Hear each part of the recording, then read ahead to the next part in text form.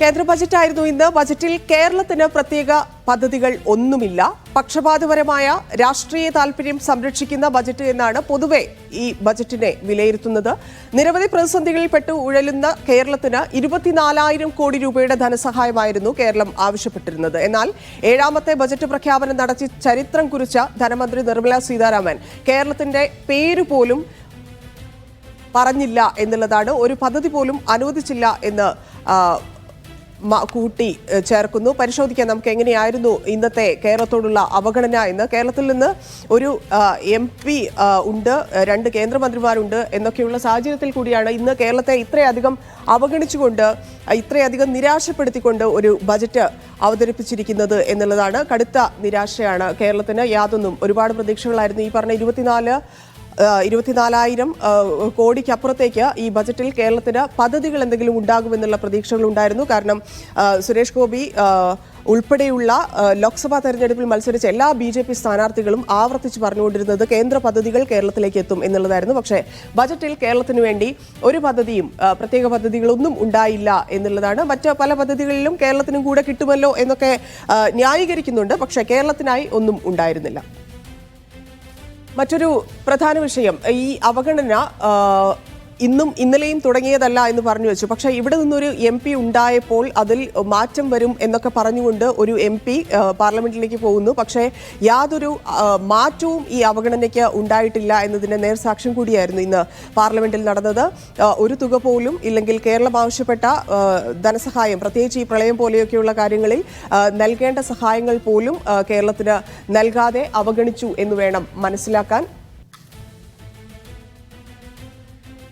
ഞാൻ നേരത്തെ പറഞ്ഞതുപോലെ 24,000 കോടി രൂപയുടെ പാക്കേജ് ആയിരുന്നു കേരളം ആവശ്യപ്പെട്ടിരുന്നത്. പല കാരണങ്ങൾ കൊണ്ട് നമുക്കറിയാം. ഒരു മാസം മുൻപാണ് കേരള സർക്കാർ ഈ വിവിധ ആവശ്യങ്ങൾ ഉന്നയിച്ചുകൊണ്ട് ഡൽഹിയിൽ പോയി സമരം ചെയ്തതും മറ്റ് സ്റ്റേറ്റുകൾ കേരളത്തെ പിന്തുണച്ച് അവിടെ എത്തുകയും ചെയ്തിരുന്നു. പല ആവശ്യങ്ങളായിരുന്നു, ടൂറിസം പദ്ധതികൾ ഉൾപ്പെടെയുള്ള ആവശ്യങ്ങൾ. പക്ഷേ ഈ ടൂറിസം പദ്ധതി പോലും പ്രഖ്യാപിച്ചിട്ടില്ല എന്നുള്ളതാണ്. പല സംസ്ഥാനങ്ങൾക്കും വാരിക്കോരി കൊടുക്കുമ്പോൾ കേരളത്തെ പോലും പറഞ്ഞില്ല എന്നുള്ളതാണ്. പ്രധാനമായിട്ടും ഈ പ്രളയ ദുരിത സഹായം കേരളത്തിനില്ല എന്നുള്ളതാണ്. മറ്റ് സ്റ്റേറ്റുകളെ പരിഗണിച്ചു, പക്ഷേ കേരളത്തിന് അത് അത്യാവശ്യമായിരുന്നു. പല വർഷങ്ങളായിട്ട് 2018 ശേഷം ഈ ദുരന്തത്തെ നമ്മൾ ഓരോ വർഷവും അഭിമുഖീകരിക്കുന്നുണ്ട്. അതുകൊണ്ട് തന്നെ ഇതൊരു വലിയ സഹായമായിരുന്നു. പക്ഷേ കേന്ദ്രം കനിഞ്ഞില്ല. ഈ വ്യാവസായിക ഇടനാഴികളുടെ പ്രഖ്യാപനത്തിലും കേരളമില്ല എന്നുള്ളതാണ്. ആരെയൊക്കെയാണോ പ്രീതിപ്പെടുത്തേണ്ടത്, ഇല്ലെങ്കിൽ ആർക്കൊക്കെയാണോ കൂടുതൽ പദ്ധതികൾ കൊടുക്കേണ്ടത് അവർക്ക് മാത്രമായി കൊടുത്തുകൊണ്ട് ഈ വ്യാവസായിക ഇടനാഴികളുടെയൊക്കെ പ്രഖ്യാപനം ഒതുക്കി എന്നുള്ളതാണ്. മറ്റൊന്ന്, ഈ പകർച്ചവ്യാധി പരിശോധന സ്ഥാപനങ്ങൾ, അത്തരത്തിലുള്ള ലാബുകൾ, വലിയ മികച്ച സംവിധാനമുള്ള ലാബുകൾ കേരളത്തിന്റെ വലിയ ആവശ്യമായിരുന്നു. കാരണം ഇത്രയധികം കോവിഡ്, നിപ്പ തുടങ്ങി പല തരത്തിലുള്ള, ഇപ്പം നമുക്കറിയാം, നമ്മൾ ഈ ടെസ്റ്റിന് വേണ്ടി അയച്ച റിസൾട്ടിന് വേണ്ടി കാത്തിരിക്കേണ്ട ഒരു, പൂനെ വൈറോളജി ലാബിലേക്ക് അയച്ചതിന് ശേഷം കാത്തിരിക്കേണ്ട ഒരു സാഹചര്യം നിലവിലുണ്ട്. അത് മാറാൻ വേണ്ടി കേരളത്തിൽ ഇത്തരത്തിലൊരു പകർച്ചവ്യാധി പരിശോധനാ സ്ഥാപനം ആവശ്യപ്പെട്ടിരുന്നു. പക്ഷേ ഒന്നും ഉണ്ടായതില്ല. ഏറ്റവും പ്രധാനപ്പെട്ടത് ഈ BJP ഇതര സംസ്ഥാനങ്ങളെ തഴയുന്നു എന്നുള്ളത് വളരെ വ്യക്തമായ ഒരു ബജറ്റ് കൂടിയായിരുന്നു ഇന്ന്.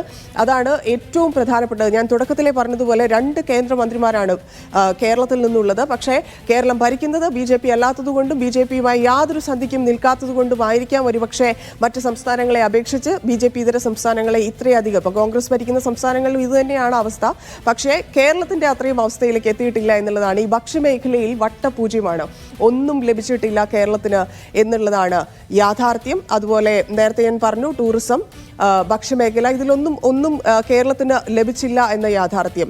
ഈ പറഞ്ഞതുപോലെ 2 കേന്ദ്രമന്ത്രിമാരുണ്ടായിട്ട് കാര്യമുണ്ടായോ എന്നുള്ള ചോദ്യങ്ങളാണ് ഇപ്പോൾ ഉയരുന്നത്.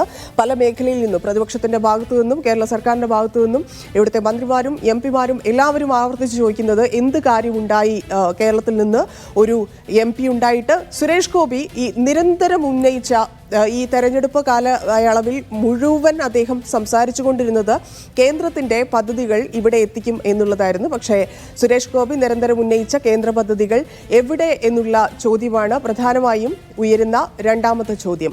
മറ്റൊന്ന്, എയിംസിലെ ഉറപ്പ്, അത് കാലങ്ങളായി പറഞ്ഞുകൊണ്ടിരിക്കുന്ന കാര്യമാണ്. എയിംസ് കൊണ്ടുവരും എന്നുള്ളത്. ഈ കഴിഞ്ഞ 2 മോദി സർക്കാരും ഇപ്പോഴത്തെ മോദി സർക്കാരും 3 മോദി സർക്കാരും ആയി നിർമ്മല സീതാരാമൻ അത്രയും കാലമായി ബജറ്റ് അവതരിപ്പിക്കുന്നു. പക്ഷേ എയിംസ് എവിടെ എന്നില്ല. ഇന്നിപ്പോൾ BJP-ക്കാർ അതിനെക്കുറിച്ച് ഭൂമി നൽകിയാൽ നടപ്പാക്കും എന്നൊക്കെയുള്ള തരത്തിലുള്ള സംസാരമുണ്ട്, ന്യായീകരണമുണ്ട്. പക്ഷേ അതിലൊന്നും കാര്യമില്ല. ഈ പദ്ധതി ഇതുവരെ പ്രഖ്യാപിച്ചിട്ടില്ല എന്നുള്ളതാണ്. ഈ പദ്ധതികളും ആനുകൂല്യങ്ങളും ഒന്നും വലിയ തോതിൽ ഇങ്ങോട്ടെത്തിക്കാൻ സാധിക്കും എന്നുള്ള അവകാശവാദമൊക്കെയായിരുന്നു സംസ്ഥാനത്തെ BJP നേതാക്കൾ പലപ്പോഴായിട്ട് ഈ ലോക്സഭാ തെരഞ്ഞെടുപ്പ് പ്രചാരണത്തിൽ ഉടനീളം ആവർത്തിച്ചുകൊണ്ടിരുന്നത്. പക്ഷേ തൃശ്ശൂരിൽ ഒരു MP ഉണ്ടായിട്ട് പോലും പ്രത്യേകിച്ച് എന്തെങ്കിലും നേട്ടമുണ്ടാക്കാൻ കേരളത്തിന് സാധിച്ചിട്ടില്ല എന്നുള്ളതാണ്.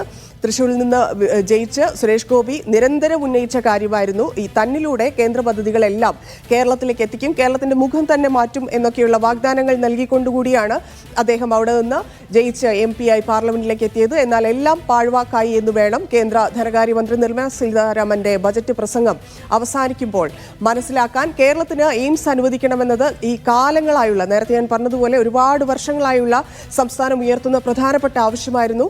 ഇത് തങ്ങളിലൂടെ യാഥാർത്ഥ്യമാക്കാൻ സാധിക്കുമെന്നുള്ള BJP നേതാക്കളുടെ അവകാശവാദങ്ങളും പൊള്ളയായിരുന്നു എന്ന് തെളിയുന്ന ബജറ്റായിരുന്നു ഇന്ന് കണ്ടത്. എന്നാൽ ബജറ്റിൽ ഇതുമായി ബന്ധപ്പെട്ട യാതൊരു പ്രഖ്യാപനവും ഉണ്ടായിട്ടില്ല എന്നുള്ളത് കേരളത്തെ സംബന്ധിച്ച് വലിയ നിരാശയുണ്ടാക്കുന്ന കാര്യം തന്നെയാണ്. ഡീകോണ്ടേ ഇന്നത്തെ എപ്പിസോഡ് പൂർണ്ണമാവുന്നതിന് മുമ്പ് ധനമന്ത്രി നമ്മളോട് പ്രതികരിച്ചിരുന്നു ഇതിനെക്കുറിച്ച്. കാരണം അദ്ദേഹം പറയുന്നത് ഏറ്റവും നിരാശ, രാജ്യത്ത് തന്നെ അങ്ങേയറ്റം നിരാശാജനകമായ ഒരു ബജറ്റാണ് ഇന്ന് അവതരിപ്പിച്ചതെന്നും കേരളത്തെ ഇത്രയധികം അവഗണിക്കുമെന്ന് പ്രതീക്ഷിച്ചില്ല എന്ന തരത്തിലാണ് ധനമന്ത്രി ഇന്ന് പ്രതികരിച്ചത്. അദ്ദേഹത്തിന്റെ വാക്കുകളിലേക്ക്. യൂണിയൻ ഗവൺമെന്റ് ആദ്യ ബഡ്ജറ്റ് രാജ്യത്തിന് അങ്ങേയറ്റം നിരാശാജനകമാണ് എന്ന് പറയുന്നതിൽ വിഷമമുണ്ട്. കേരളത്തെ സംബന്ധിച്ചും വളരെ പ്രത്യേകിച്ചെടുത്ത് പറയേണ്ടതാണ്, ഇത്രയും കേരള വിരുദ്ധമായ, കേരളത്തിൻ്റെ ഏറ്റവും ന്യായമായ ഒരു കാര്യങ്ങളും സംരക്ഷിക്കാൻ തയ്യാറാവാത്ത ഒരു ബഡ്ജറ്റ് ആയിപ്പോയി ഇത് എന്ന് അങ്ങേറ്റം പ്രതിഷേധത്തോടെയും വിഷമത്തോടു കൂടിയാണ് പറയുന്നത്.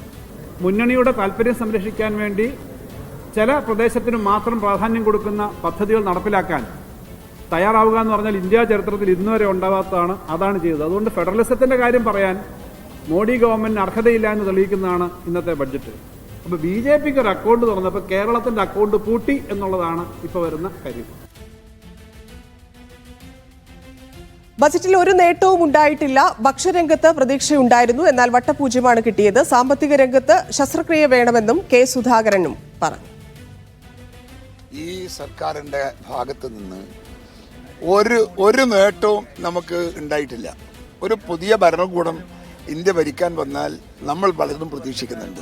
എസ്പെഷ്യലി നമ്മുടെ ഈ ഭക്ഷ്യരംഗത്ത്. ഈ ഭക്ഷ്യരംഗത്ത് വട്ടപൂജ്യല്ലേ. നമ്മൾ ശസ്ത്രക്രിയ പ്രതീക്ഷിച്ചെടുത്ത് ഒരു ഉപരിതല ട്രീറ്റ്മെൻറ്റ് നടത്തിയിട്ടാണ് ആ അമ്മ പോയത്. ഇവിടെ ശസ്ത്രക്രിയ വേണം.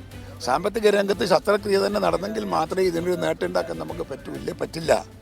അതുകൊണ്ട് ഇതിൻ്റെ അകത്ത് ഒന്നും നമുക്ക് കിട്ടിയിട്ടില്ല, കിട്ടാനൊട്ട് പോകുന്നുമില്ല. ഇനി കിട്ടുന്നതിന് എതിരെ ഇന്ത്യയിലെ പ്രതിപക്ഷങ്ങൾ ഒറ്റക്കെട്ടായി നിന്ന് സമരമുഖത്ത് ഒന്നിക്കണം, കരുത്തോടുകൂടി ഒന്നിച്ച് സർക്കാരിനെ കൊണ്ട് തിരുത്തിക്കണം. അല്ലാതെ വേറെ പരിഹാര മാർഗമൊന്നുമില്ല. തൃശ്ശൂരിലെ BJP MP അടക്കം പ്രഖ്യാപിച്ചതാണ് കേരളത്തിലേക്ക് എയിംസ് കൊണ്ടുവരുന്നത്. പക്ഷേ കേരളത്തിന്റെ പേര് പോലും പരാമർശിച്ചില്ല എന്നൊരു അവസ്ഥയിലേക്ക് പോയി. ആ MP കണ്ട് ചോദിച്ചു നിങ്ങൾ.